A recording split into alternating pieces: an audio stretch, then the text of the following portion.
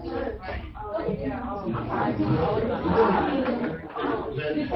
you.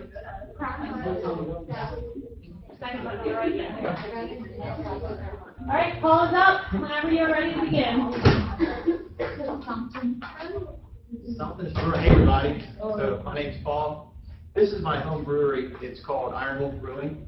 So maybe we'll go pro someday, but for now we're just at home. All right, so just an intro, a little bit about myself.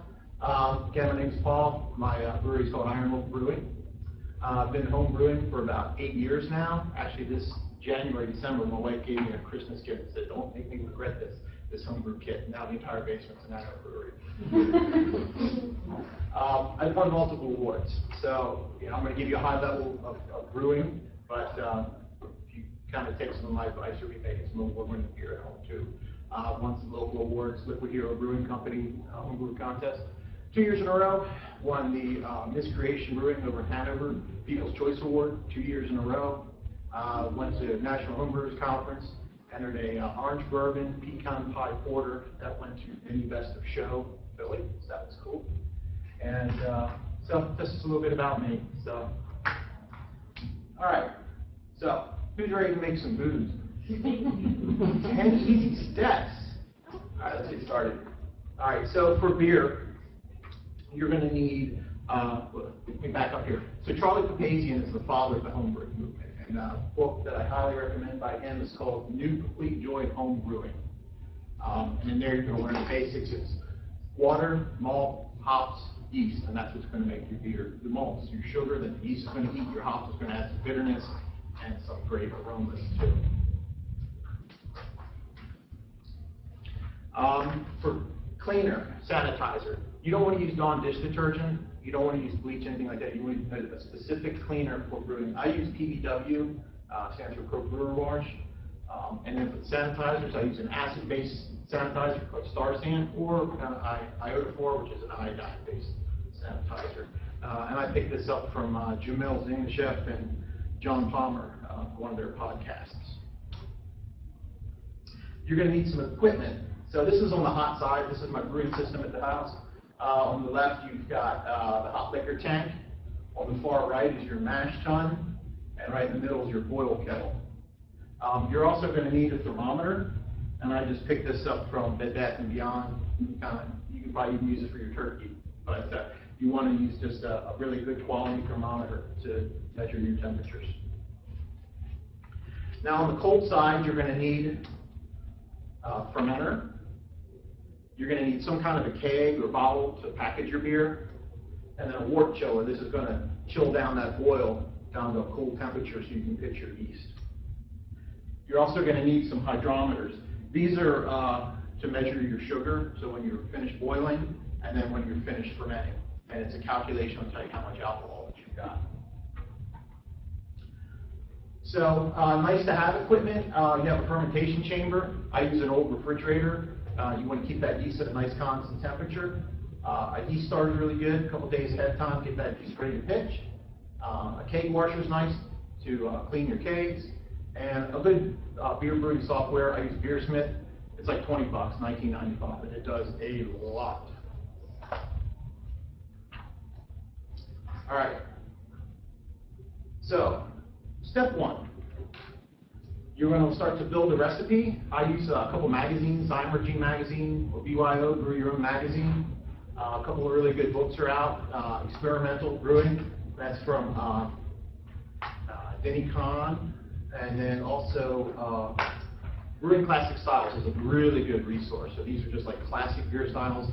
It's not like you're putting like airplane parts and crazy stuff in your beer. So it's just a classic, IPA, lager, stouts, things like that. And that's also from John Palmer and Jamil Zingashev. All right, so step two. You're going to start off with the yeast starter. This is about 24 to 36 hours ahead of time. You're going to grow this yeast up. And you do that with a little bit of dry malt extract and some water. Put it on a stir plate and let that go.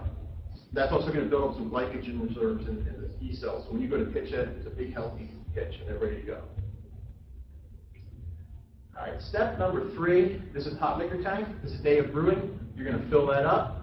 You're going to heat the temperature up to about 170 degrees or so. Step 4. This is the mash in step. So on the far left is what the grain looks like before you crack it, and then on the far right, once it runs through the mill, you want to split it up. You're going to get these starch enzymes in the middle. From there, I'm going to pump it into my mash kettle, and you're going to stir it around. You don't want to get any kind of dough balls. You want to avoid those. You're going to let that mash for about 60 minutes. That's going to convert your starches into sugars. So it's like basic chemistry class, probably for middle school. You put like little iodine tabs in, and if it didn't turn black, you have sugar. Once that's complete, you're going to sparge. This is a process also I'll call vorlofing. So as I pump this around in the mash kettle, you're going to set that grain bed down, and you want to get a good clear wort. Should explain this. So it's not beer yet. It's called wort. W-O-R-T. So this is what you call wort, and you're going to pump this into the boil kettle.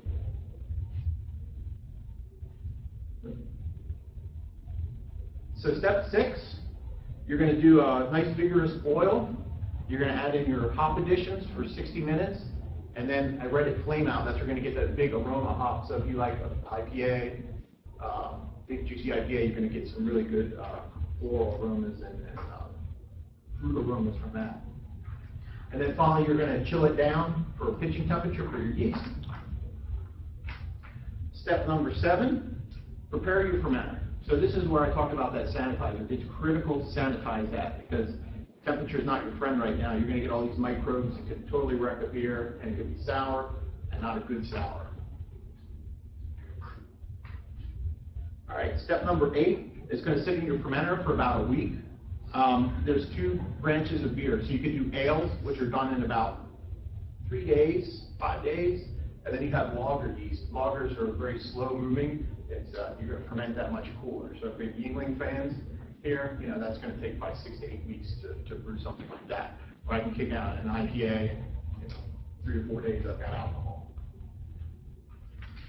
You also want to take it this step, using one of your hydrometers, measure that finished gravity. You're going to get your final calculation of alcohol. Step 9, you're going to package it. So again, sanitize kegs. You're going to fill them up. You're going to chill them and carbonate them. About 3 to 5 days, it'll sit and it'll be carbonated. I give it about a week to kind of just age out and it mellows out. Step 10, enjoy the fruits of your labor. This is a Saison I brewed. It's a French farmhouse ale, and used chamomile flowers in this. So really, really tasty. It's a really good summer beer. So in conclusion, I hope I was able to explain a little bit basics about the brewing process. You can do this at home. We've been doing it as humans for centuries, millennia. We'll put a couple links up here if you're interested. The American Homebrewers Association. I'm part of the York Area Homebrewers Association, so we meet once a month. Bailey's Homebrew Shop is out on Market Street, so if you're interested in it, it's a great place to pick up some equipment locally. And then finally at the bottom there, Iron Wolf Brewing, if you want to follow me along on Facebook, Instagram, all that fun stuff. So I just want to leave you with a quick quote, from Charlie Papazian. Relax, don't worry, have a home brew. Thanks. Any questions? Yes, sir. So the taste, like you taste test, you kind of edit it. Yeah. So that was just teaching a guy to brew last week. So some people want to get in.